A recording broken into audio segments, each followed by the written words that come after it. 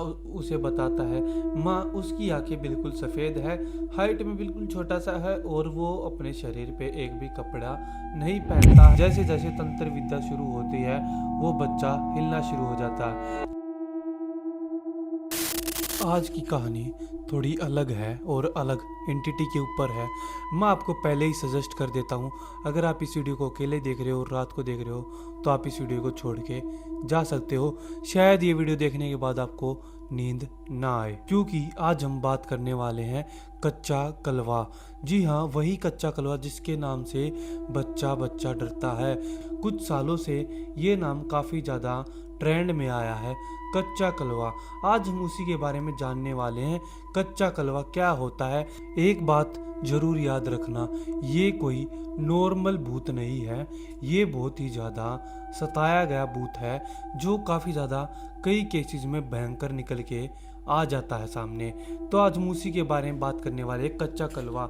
जी हाँ, कच्चा कलवा एक छोटे बच्चे की आत्मा होती है जो कि अधूरी मृत्यु मानी जाती है उसकी। कच्चा यानी कि अधूरा, जो पूरी तरह पका ना हो, और कलवा जो कि काले कामों से जुड़ा हो। और ये क्या करता है, कैसे बनता है, मैं आपको बता देता हूँ। जो बच्चे अजन्मे होते हैं, जिन बच्चों का जन्म नहीं हुआ होता, यानी कि जो किसी वजह से गर्भावस्था में ही मारे जाते हैं, या फिर कुछ बच्चे जो बिल्कुल छोटे होते हैं, 1 या 2-3 महीने तक, जिन बच्चों की मृत्यु हो जाती है उनको दफना दिया जाता है जलाने की बजाय।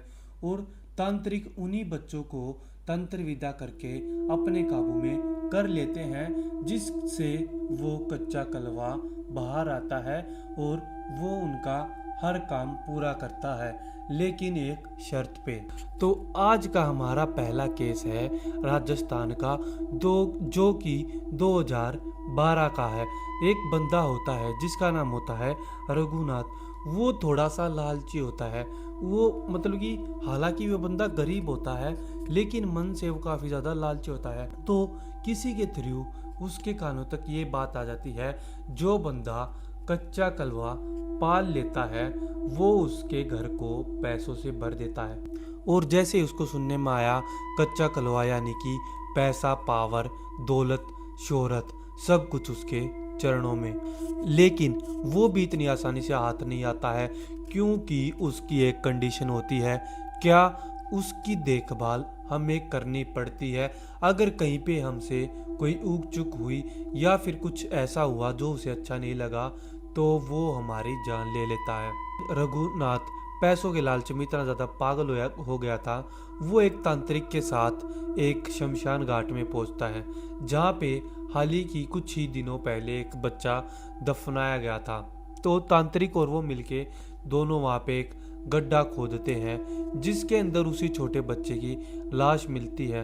तभी तांत्रिक क्या बोलता है, रघुनाथ मेरा हाथ पकड़ लो और चाहे कुछ भी हो जाना, छोड़ना मत। तो एक हाथ से रघुनाथ को पकड़ लेता है तांत्रिक, दूसरे हाथ से वो उस बच्चे की लाश को उठा लेता है और वो तंत्र विद्या शुरू करता है। जैसे जैसे तंत्र विद्या शुरू होती है वो बच्चा हिलना शुरू हो जाता है। लेकिन तेज हवा के कारण रघुनाथ को लगा शायद ये तेज हवा के कारण हिल रहा है, लेकिन तभी तेज बारिश आई। बारिश के साथ ही तांत्रिक बोला, रघुनाथ इस बच्चे का हाथ पकड़ो और जल्दी अपने घर ले जाओ। आज से ये कच्चा कलवा तेरा है, लेकिन ध्यान रखना अगर इसकी देखभाल अच्छे से नहीं हुई और इसको कोई बात बुरी लगी तो तुम अगले दिन मरे पाओगे। सोचो, अगर तुम वहां पे होते तो क्या तुम वहां पे खड़े रह पाते या फिर उस बच्चे को अपने साथ ले जा पाते? लेकिन रघुनाथ ने वो सब कुछ किया सिर्फ पैसों के लालच में। रात उस बच्चे को लेके घर पे पहुंचता है, लेकिन वो जैसे ही गौर से उस बच्चे को देखना शुरू करता है, क्या होता है, बच्चे का शरीर था जो वो टेढ़ा मेढ़ा होता है, यानी कि पूरी तरह उस बच्चे का शरीर नहीं बना होता। बच्चे की आंखें थी, लेकिन आंखों में जो काला गोटी जिसको हम प्यूपिल बोलते हैं वो नहीं था। बच्चे की आंख पूरी तरह सफेद थी। रघुनाथ डर गया, लेकिन लालच उसके ऊपर इतना ज्यादा हावी हो गया था, वो उस बच्चे को पालना शुरू कर देता है। और वो उससे क्या कराता है, लालच के दौरान वो अपने घर पे उसके थ्रू पैसा मंगाना शुरू कर देता है। शुरू में रघुनाथ को बहुत ज़्यादा मज़ा आने लग जाता है, इतना सारा पैसा, यानी कि गांव वाले ये देख रहे हैं ये बंदा जो गरीब था वो 10 दिन के अंदर इतना ज़्यादा शोहरत और पैसे वाला कैसे हो गया। लेकिन एक रात वो बच्चा थोड़ा बड़ा हुआ, देखभाल से बाहर निकला और रघुनाथ ने उसके ऊपर ज़्यादा ध्यान नहीं दिया, इग्नोर कर दिया। पर वहाँ पे उस रात क्या हुआ, वो बच्चा अपने आप चलना शुरू कर देता है। और अगले दिन नेक्स्ट डे जब वहाँ पे जाके लोग देखते हैं तो क्या होता है, रघुनाथ की वहाँ पे डेड बॉडी पड़ी हुई मिलती है और उसके पास से खून के सने छोटे छोटे बच्चे के पैर, बिल्कुल एक उंगली के नाप के पैर उसके पास से जा रहे थे। उसके बाद लोग इतने ज़्यादा डर जाते हैं, वहाँ पे एक पुजारी को बुलाया जाता है, उसकी लाश को जलाने के लिए ले जाया जाता है।